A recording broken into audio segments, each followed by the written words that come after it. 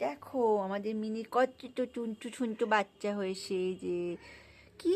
আমি তো পেতে দিয়েছি অনুভব তোমাদের ভালো থাকার জন্য। তোমরা কি কিছুই বোঝো না?